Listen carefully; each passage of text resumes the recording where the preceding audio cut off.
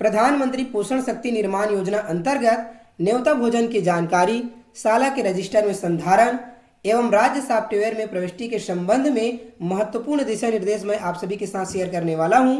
तो आइए दोस्तों वीडियो को शुरू करते हैं। दोस्तों मैं हूं सत्यदेव गंधर्व और आप देख रहे हैं SD ऑनलाइन शाला। दोस्तों राज्य में प्रधानमंत्री पोषण शक्ति निर्माण योजना की गाइडलाइन के अध्याय 12 में उल्लेखित तिथि भोजन को राज्य में न्योता भोजन के नाम से लागू किया गया है। शालाओं में विकासखंड कार्यालय को मासिक प्रपत्र के माध्यम से माह में दिवसवार लाभान्वित बच्चों की जानकारी प्रदान की जाती है। शालाओं में न्योता भोजन प्रदाय की जानकारी का संधारण शाला के रजिस्टर में किया जाना है तथा मासिक प्रपत्र में इसकी जानकारी दी जानी है। इसकी प्रविष्टि राज्य सॉफ्टवेयर में की जानी है। इस संबंध में निम्न निर्देश दिए जाते हैं। तो देख सकते हैं यहाँ पर पहला है, पत्र के साथ संलग्न मासिक प्रपत्र में इसकी जानकारी दी जानी है। इसमें संलग्न है जो कि मैं आपको लास्ट में बताऊंगा। दूसरा है, शाला में जानकारी का संधारण पृथक से रजिस्टर बना के किया जाना है। इस हेतु प्रपत्र पत्र के साथ संलग्न है। आगे है, संदर्भित पत्र के कंडिका क्रमांक 1.9 के बिंदु क्रमांक 2 के अनुसार न्योता भोजन मुख्यतः निम्न 3 प्रकार के हो सकते हैं। पहला देख सकते हैं, प्रथम प्रकार के न्योता भोजन में पूर्ण भोजन है, जिसमें शाला के सभी कक्षाओं के सभी बच्चों को नियमित मध्याह्न भोजन के समान या उससे अधिक खाद्य सामग्रियों का वितरण दानदाता द्वारा किया जाता है। इस दिन मासिक प्रविष्टि में लाभान्वित की संख्या 0 प्रविष्टि की जानी है।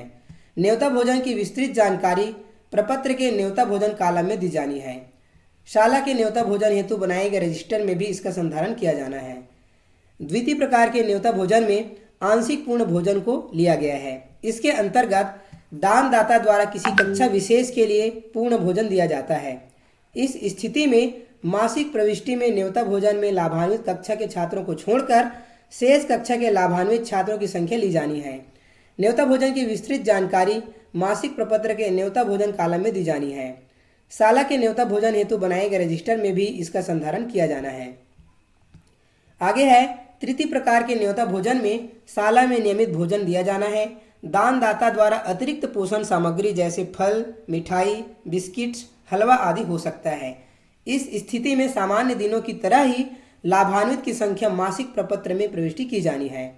न्योता भोजन की विस्तृत जानकारी प्रपत्र के न्योता भोजन कॉलम में दी जानी है। शाला के न्योता भोजन हेतु बनाए गए रजिस्टर में भी इसका संधारण किया जाना है।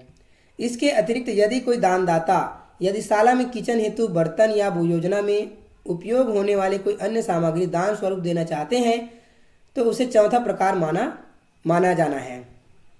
तो ये है दोस्तों 3 प्रकार के न्योता भोजन। इसके पश्चात आगे है, दानदाता द्वारा न्योता भोजन की घोषणा शाला के प्रधान पाठक के माध्यम से न्योता भोजन की तिथि से कम 3 दिन पूर्व शाला में की जानी है तथा इसकी सूचना शाला में प्रधानमंत्री पोषण शक्ति निर्माण के संचालनकर्ता एजेंसी को भी दी जानी है।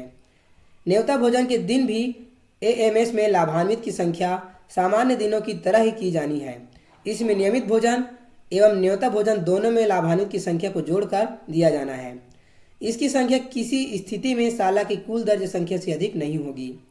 न्योता भोजन के दिन योजना में संलग्न सभी रसोइयों को उपस्थित रहना है। न्योता भोजन के दिन इस बात का अवश्य ध्यान रखा जाना है कि इस आयोजन से शाला के नियमित अध्यापन कार्य में कोई व्यवधान न हो। और यह दोस्तों इसके फॉर्मेट देखिए, प्रधानमंत्री पोषण शक्ति निर्माण मासिक प्रपत्र। तो इसमें एक नया कॉलम ऐड कर दिया गया है। देखिए, न्योता भोजन की जानकारी इसी प्रकार आप अपने विद्यालय के रजिस्टर में भी बना सकते हैं और जब भी मासिक के अंतिम दिवस में ये प्रपत्र जमा करेंगे तो इस कॉलम को भी उस रजिस्टर के अनुसार फिल कर लेंगे। तो इसमें देखिए, दिनांक, न्योता भोजन का प्रकार, पूर्ण, आंशिक, अतिरिक्त, अन्य सामग्री, लाभान्वित छात्र की संख्या, भोजन का प्रति छात्र औसत मूल्य रुपए में, औसत, फिर है मेन्यू, खाद्य सामग्री, अन्य सामग्री। इसके पश्चात जो रेगुलर प्रपत्र चलता है वो यहाँ पर 2 कॉलम दिया गया है, देख सकते हैं। बाकी सभी कुछ सेम है। और ये है रजिस्टर जो आप बनाएंगे स्कूल में उसके लिए फॉर्मेट। तो इस तरह से आपको अब इस माह से ही न्योता भोजन के लिए भी कॉलम बना लेना है। साथ ही साथ इस प्रपत्र को भी मासिक जमा करने के लिए निकाल लेंगे। तो उम्मीद करता हूँ दोस्तों ये वीडियो आपको पसंद आया होगा। यदि वीडियो पसंद आया हो तो वीडियो को लाइक करें, शेयर करें, कमेंट करें और चैनल में पहली बार आए हैं तो चैनल को सब्सक्राइब करें। धन्यवाद।